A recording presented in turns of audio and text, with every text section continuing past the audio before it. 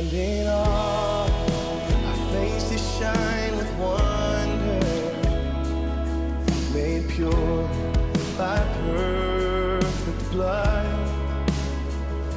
What better way to give you all the honor than to bow before the one? 'Cause you are God, God of all creation. The earth groans and longs to be with you.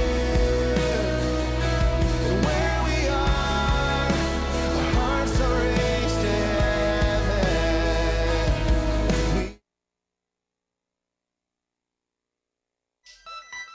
Let me show you what it feel like, 'cause ain't nothing else gon' feel right.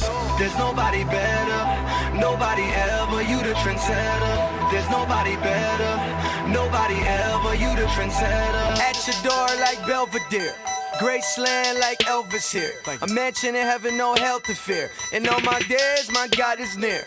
Always on top like a chandelier. I keep it $1,000, no racketeer. 3 on my side like the Musketeers. And he walks with me and won't disappear. No, there's really no holding me down. These rivers of water come up from the ground.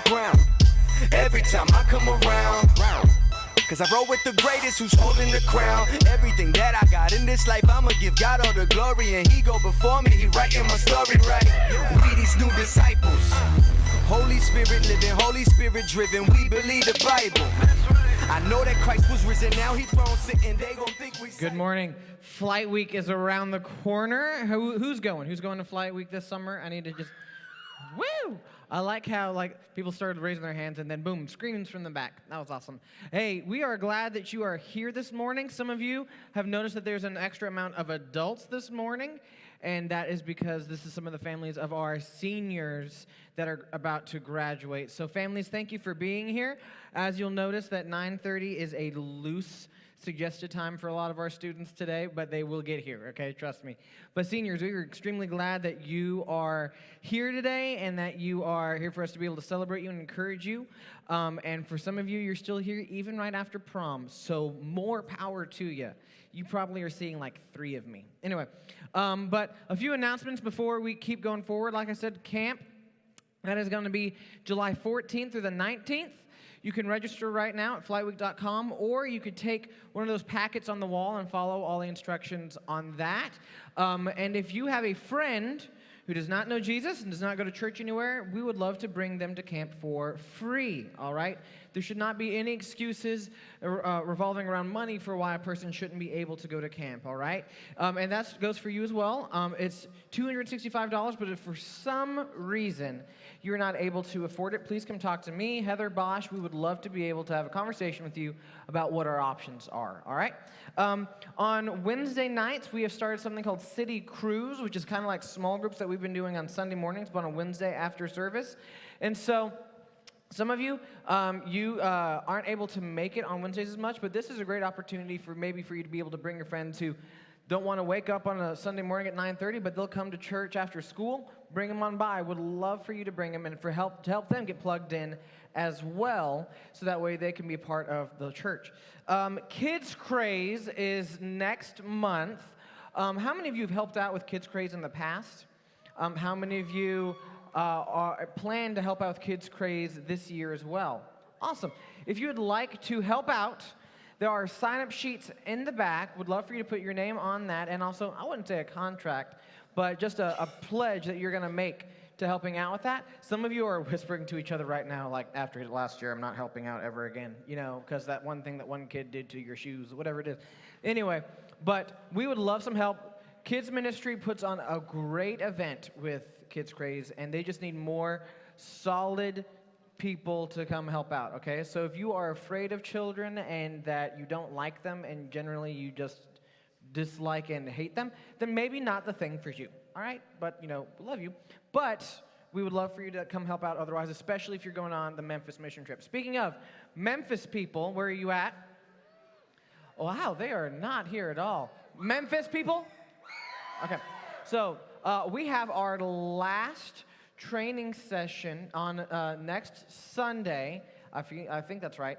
And so that'll be at 8 o'clock in here next Sunday. And that's our last training session before we go, all right? Well, I'd love for all of you to be here, give you some last steps and marching orders, and then hopefully also be able to show you who's going to be in your group for that week.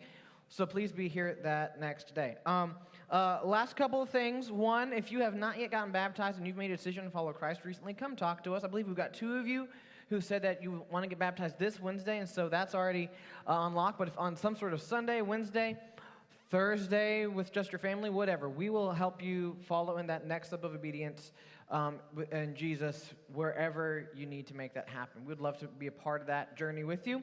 So please come talk to us if you have more questions about that. And lastly, if you are a first-time guest this morning, thank you so much for being here. Here's how the day is going to go. After we meet and greet in a little bit, we're going to have a time of worship. And then I've got 4 seniors who are coming up to speak to you this morning. They're going to be encouraging you as a student ministry, and they're going to be giving you a charge from the experience that they've had from the past 6 years. So would love for you to just listen to them, take notes on what they have to say, and to try to apply it to your life to say, like, hey, and whenever I'm a senior, whenever I'm about to graduate, would I be in a position to where someone would say, hey, we would love you to talk, or we would be okay with you talking, or we feel like you are a leader of sorts. And so we would love for you to be able to think through that and put yourself in their shoes. But before we get any further, here's what I need you to do. Since we've got a lot of people who have never been here today, adult and student, I need everyone to stand up. Parents, you too, everyone has to stand up, I know. And I need you to find 4 people you don't know and try to figure out their name, their favorite color. Oh yes, I will.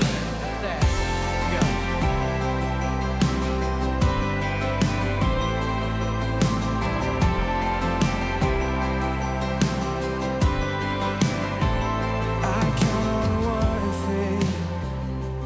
The same God that never fails will not fail me now. You won't fail me now. In the waiting, the same God who's never late is working all things out. You're working all things out.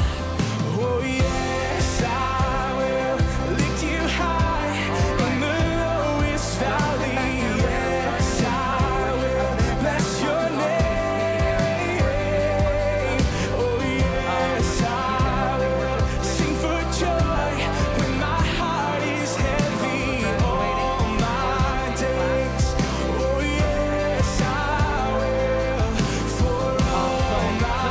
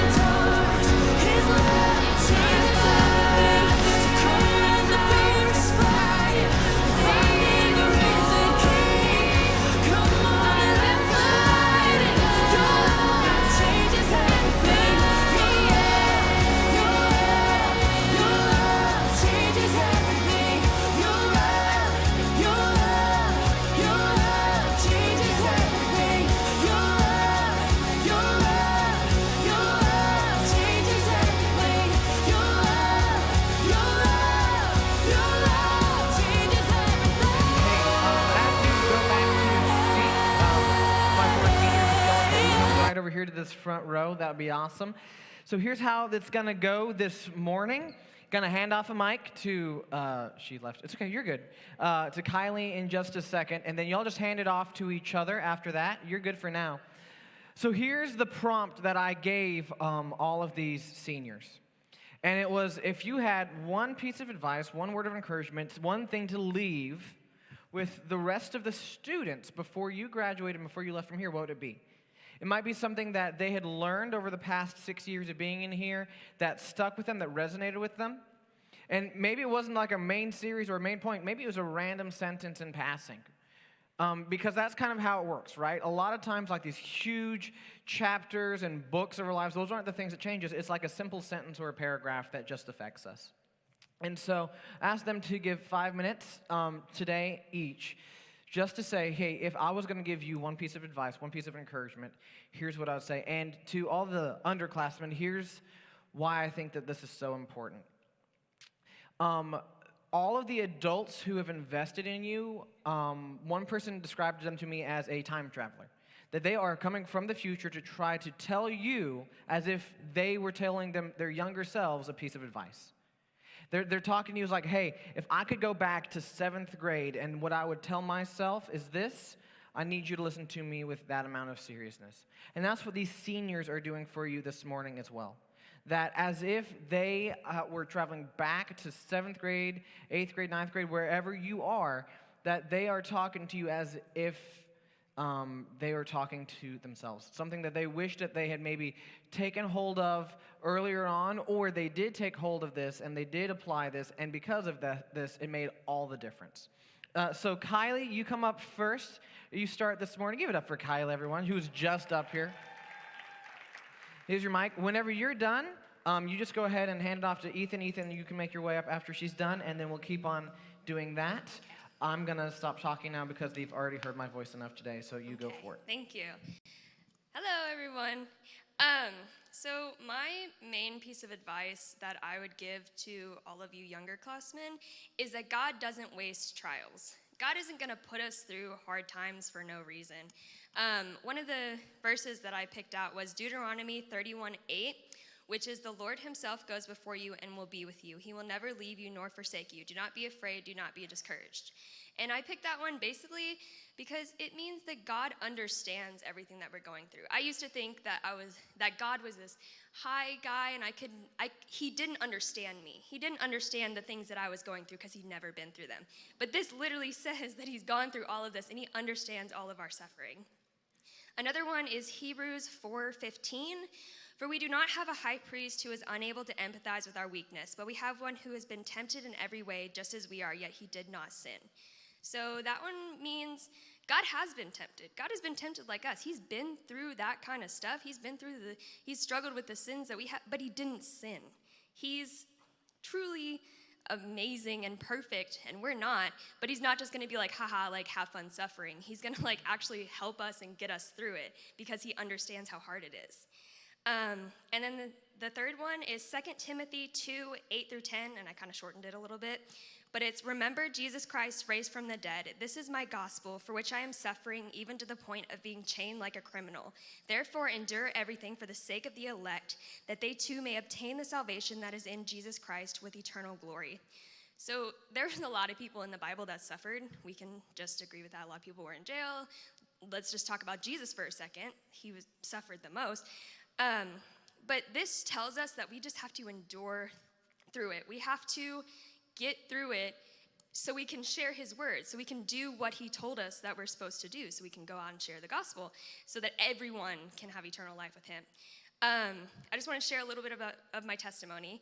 I have been through some stuff, okay? Let's just, depression, anxiety, loss of loved ones, that kind of stuff. Some of y'all know that.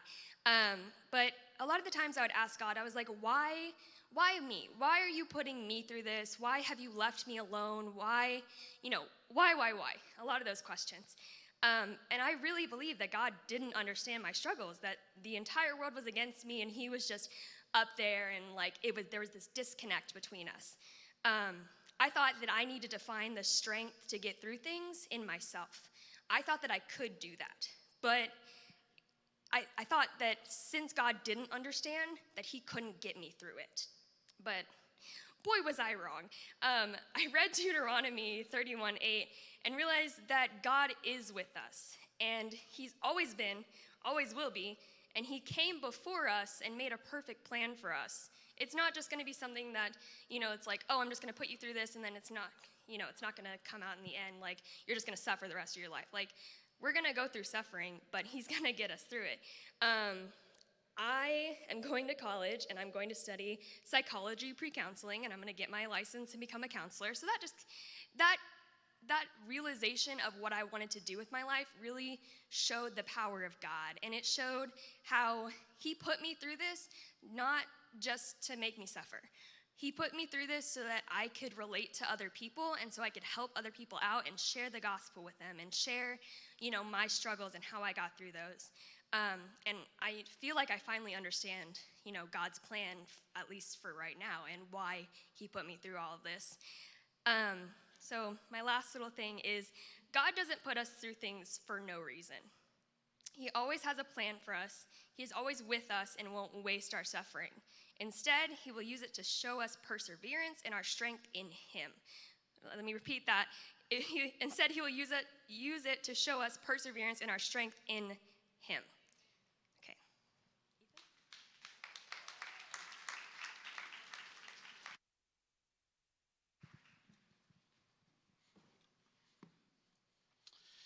So my piece of advice is going to be to know what you believe and really be able to defend your faith. So in 5th grade, I had a teacher. Me and this teacher we had some issues. We didn't agree on everything. And so he made a comment about something that went against my faith. And so, me being a cocky 5th grader, that weekend I went to the store and I bought a couple of books on what he was talking about. And Monday morning I went back to class and I put my Bible down and those books, and I was ready to debate him on that. And so, with that, through growing up and understanding the importance of not being content with where you are as a new believer and growing and building up your faith. Hebrews 5:13 through 14 says, "For everyone who lives on milk is unskilled in the word of righteousness, since he is like a child, but solid food is for the mature and for those who have their power of discernment trained and practice to distinguish good from evil." And so in that, the milk I like to think of as like cotton candy, where it's sweet, but it dissolves and there's really no substance to it. And that's more of like a starting point. Like whenever you start as a new believer, you start and you get a little bit, but then it goes on to talk about solid food and more rich and more just a deeper understanding of what God is trying to say to you and is trying to show about himself to you. And with this, I mean, for quite a while, I was just like, okay, I mean, I know in church they always tell you, like, know what you believe, but, like, why is that really important? And, like, for a long time, I never really had any experience with that. In 1 Peter 3:15, it talks about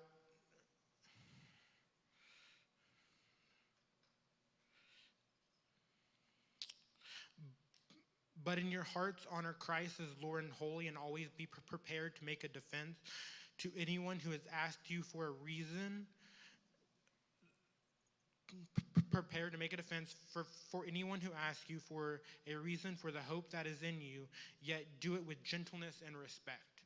And especially at a time like now, where in society, through almost any time you turn on the news or social media, there is something going on that is a very controversial subject, and normally a lot of times people want to have a very heated debate about it. And I mean, we are called to defend our faith, but we are also called to do it with gentleness and respect. And so, like, knowing what you believe and knowing why you believe it helps and allows you to do that.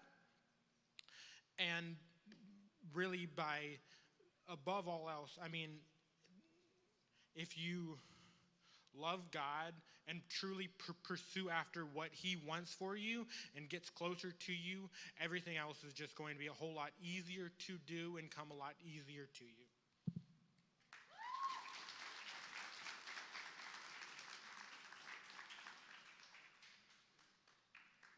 Oh my God.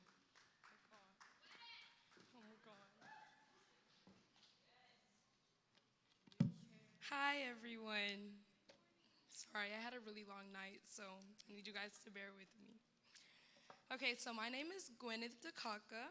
I will be going to Mississippi State next year to major in biology and minor in business. I don't know if we're supposed to say that, but I did anyway. Okay, so my advice to everyone is to be that annoying friend. I don't know, has the My One video shown yet? No, I don't know. I don't know if the My One video is shown yet, but I've been in this church pretty much my whole life, and yes, my advice is to be that annoying friend, because when you're that annoying and irritating friend to your friends, they're able to see how much Jesus means to you, and I can explain that in this. You need to care enough to not take no for an answer, because especially like in camp times, or like when you're just inviting people to church on a Wednesday or Sunday morning, people can they can be quick to say no for anything. They can give a quick excuse. Oh, I have to go to work. Oh, I'm babysitting for the week. Oh, I'm doing this. Oh, I'm doing that. But if you show that that you care enough and that you're persistent, or you're pursuing them in their walk with Christ, then they can really see that Jesus means, enough to you. So my question has always been, why take no for an answer if you know what God is capable of doing? For those who are believers in the room, we all know how God is able to transform lives. And so if you're willing to take no's, or you're willing to take excuses for an answer, then then you're not caring enough, honestly. Like, you don't care about your friends enough if, that's gonna change it for you. So we have learned that the word Christian means little Christ. And if we are called to live like Jesus, then we're supposed to be vessels in his kingdom. So again, why would you give up after one no or one excuse? So again, be annoying, be irritating, and you just might see a change in your friend group. Remember that our job is just to plant the seed, because God does the rest. A verse that has stuck with me throughout high school is John 3:30, and it basically says God must increase and we must decrease, or God must become greater and we must become less. And that's been a key scripture for me throughout my whole life, honestly, because we're not here for us. Nothing that we do is for us or for our glory, but everything we do is to glorify Jesus Christ. Amen. Okay. Thank you.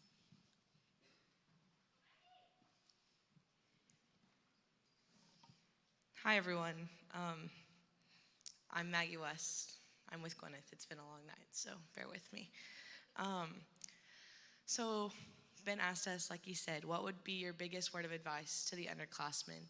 And I was like, well, there's so many things I have to say. I have so many words. But then I was like, what would I say my most important thing is? And my biggest word of advice would be to plug in. And I know that they say that all the time. They're like, come on, get involved with your small group. Share with your small group. And it gets easier as you get older. But if you spend the time whenever you're in 7th grade and 8th grade, really creating those bonds, then by the time you guys are seniors, then you guys will be having such deep-rooted conversation that you guys will be there for each other to lean on each other. And that's what small groups were intended to be, is so that you could fellowship with one another. So in Galatians 6:2, it says, carry each other's burdens, and in this way you will fulfill the law of Christ. in junior high and high school, you're going to go through some rough patches. It's just how it goes. Like, we're all going to go through it. And it's one thing if you're just, like, if you feel alone and if you don't feel like you have anyone, but if you have those, like, supportive friends there, like, pushing you towards Christ and, like, showing you, like, how Christ would do this and how Christ would love you, then it makes it that much easier.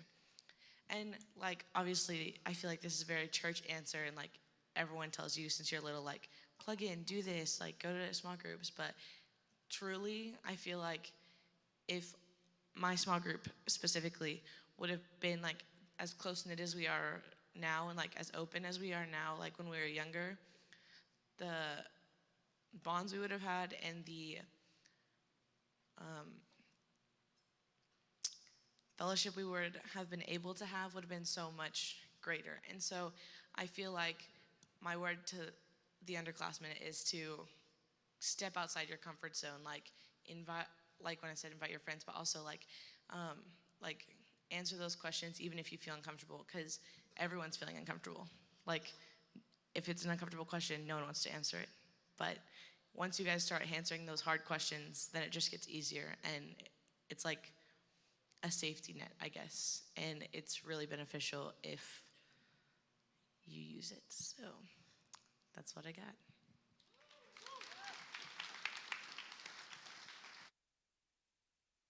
Can you give it up for those seniors one more time, please? So I'm about to rip off everything that y'all just said, all right? It was just that good. So there's a passage that I love, and it was given a new light to me a couple of weeks ago at a wedding I was at. And it's in Mark chapter 2, and some of you may have heard this story before, but I'm just going to read it real fast. And the rest of you are going to be like, I don't know what this has to do with senior recognition or what they just said, but we'll tie it together, all right? So story is that Jesus is going around, he's starting to gain fame and recognition, and he's going around hearing miracles, and then you get a story of some people who want in on that. It says, a few days later, when Jesus again entered Capernaum, the people heard he had come home, and they gathered in such large numbers that there was no room left, not even outside the door, and he preached the word to them. So, packed house.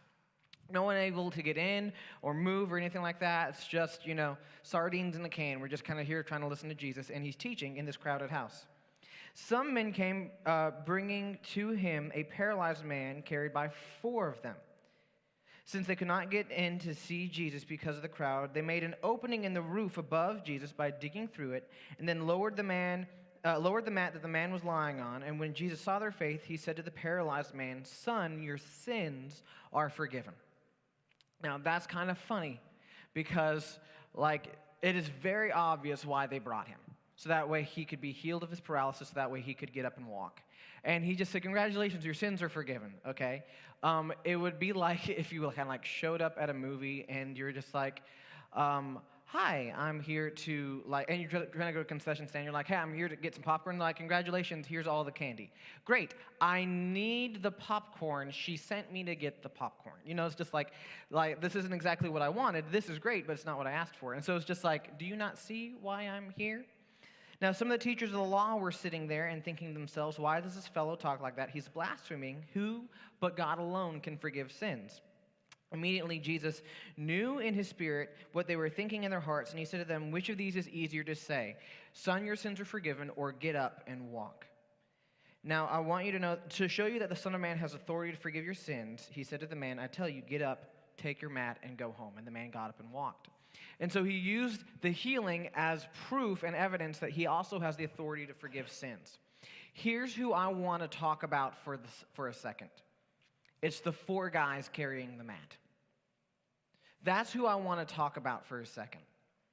And the 4 of you who just got up and spoke, you've each done an amazing job of hitting some of the things that people are going to give as an excuse for not following Jesus and for not plugging in. And then you're saying, I'm here to remove that excuse for you. And it's phenomenal. That you're looking at your situation and that you're looking at your life and your impact on people, and you're asking, what can I do to remove an excuse for this person? What can I do to make it be where this person doesn't say oh, well, I can't go see Jesus because this, that, or the other? Because there were plenty of excuses that the man on the mat could have had. First one, really easy, I can't walk. So the 4 people who were with him said, it's okay, we'll walk for you. And they removed an excuse. And said, well, I can't move at all. I'm just stuck on this mat. It's okay, we'll carry the mat. Well, I don't know Jesus. Well, nobody knows anybody until you meet them, so we're just going to go ahead and meet them. Well, there's no one in the house. Oh, there's no room to get into the house. It's okay, we'll find another way in. There is no other way in. We'll make one. And so at every turn, they get rid of another excuse and get rid of another excuse and get rid of another excuse. You might have the friend who says, I have these arguments in my mind, that these things that I'm debating with. Well, I've learned this. Let's have the conversation and help remove an excuse. Kylie, to your point, the person might say, well, I've suffered too much, or I've gone through too many things. I'm too broken, or I'm too bitter. Hey, I've been through bad things as well. Let me tell you how I've come through on the other side. Let me remove this excuse for you. Maggie, I don't know anyone. I'm a stranger here. Well, you know me, and that's more than you thought you knew. Let's walk through this together. And Gwyneth, to your point, person might have just any excuse. Might have a myriad of different excuses, and so you just in the blanket sentence say, like, I'm going to be the counter excuse. That I'm not going to take no for an answer. I'm going to annoy you to Jesus. And so that's the thing. That your friend might have several different excuses, but it's your charge and your challenge and your place in their life to be able to say that's not really an excuse. When you don't want to follow Jesus, any excuse will do. And that could be if you're a Christian or not. If you don't want to keep plugging into church, you don't want to stick around, that one person who said that one thing that one time will be a big enough excuse for you to never come back. Whenever you really don't like your church and you're looking for any way to do it, you'll hear something that the pastor said that just doesn't settle with you. It might not have been wrong, but it just didn't settle with you. That's a good enough excuse for you to find another church, right? And so you're going to find any excuse whenever you want one, and any excuse will do. But when your friends are saying, I don't want to follow Jesus because Christians are hypocrites, then you just are simply going to put yourself out there and say, is that how you feel about me? I think I'm a hypocrite too, don't get me wrong. But that's the beauty of it, that your hypocrisy does not negate Christianity because it further shows your need for Jesus. All of us are hypocrites, and all of us are in equal need for Jesus Christ to save us from ourselves. And so that does not negate the message of Jesus Christ. But you get to be that living proof, that living example, that living Bible that says, hey, read my life because I'm trying to show you who Jesus is. And so are you willing to be one of the 4 friends who's willing to carry the mat and get rid of excuses? Your high school career has been laced with this underlying message of succeed. And that you're supposed to succeed, and that life is all about success and what you can accomplish. That what you've learned and your education so far has been about trying to get you to be a successful adult. And if that has been the message that you have walked out with high school, then your high school and your teachers have failed you. Because success, firstly, is an illusion. Because there's always going to be someone more successful than you, and you're going to feel like you don't measure up. Second thing is this. There is something greater than success, and that is significance. You might not succeed in getting your friends into the house. They may never show up, but success is not your job. Your job is to be significant and to do right and leave the rest up to God. So that way you can look back on it and say, I removed any excuses, and I was not one of the excuses that my friends had against Jesus. And that's a big charge. But I do believe that by the power of the Holy Spirit, that you can be like that towards your friends. That you are not an excuse maker, but that you are an excuse taker. That you are going to remove any reasons that a person has to say that they're not going to follow Jesus. And so don't look about this about trying to be successful, but about being significant, about being meaningful, about leaving an impact on your friends' lives for years to come. Charles Spurgeon once said this, that in regards to a tombstone, that's the thing that we kind of tend to prop up, like, okay, what's going to be on our tombstone? Who's going to come visit us whenever we die? And he said that you should try to carve your name on hearts, not on the marble of a tombstone. That those who loved you and were helped by you will remember you long after gifts that you've given them have withered. It's not about the stuff that you can get. It's not about the things that you can buy, and it's not about the friends that you can buy through the gifts you give them. It's about being significant and leaving an impact in their lives. And I believe that you can do that. So more than becoming great doctors, more than becoming lawyers, more than getting a better life than your parents were able to give you, whatever that means, it's about being significant and removing any excuses that your friends might have about why they don't follow Jesus. And if that is the goal that you are oriented towards, then I guarantee you that it will change your outlook on what is important in life. And so the things that seem like big problems and big things of suffering in your life in high school will fall to the wayside and will be put in their proper place because you've realized the priority that they truly hold. I love all of you. And seniors, I'm so proud of you as well. We're going to have a good day today as well. And so at this time, in a minute, I'm going to pray, and then I'm going to dismiss you to get into your small groups this morning. Seniors and senior families, I need to meet you in the hall so that way I can give you marching orders about the rest of the day. But let's pray, and then let's enjoy the rest of this Sunday. Heavenly Father, thank you for these seniors who just spoke. I thank you for the lessons that you've taught each of them and the lesson that they taught each of us today. And I pray that the rest of these students will follow through with what they've just heard. That to Maggie's point, that they will plug in and realize that they are not solo in their pursuit of you. To Gwyneth's point, that they will not let the way that people see them be an excuse, but that they will annoy and love and chase their friends to Jesus. To Ethan's point, that they're not going to be uneducated in their understanding of who you are and why they believe what they believe, but they will be prepared to answer any questions that a person might have for them because they're about to have a lot of them in college. And to Kylie's point, that they don't see suffering as a reason to move away from you, but as a reason to cling to you and a way to sympathize and identify with you and what you did on the cross for all of us. We love you. And I pray over all of these students in this ministry right now that you would help them seek significance in how they reach after and pursue people towards you and not just success as the world tries to offer it. We love you, and I thank you for them all once again, and all this in Jesus' name. Amen. Seniors and families, meet me in the hall. Everyone else, go to small group.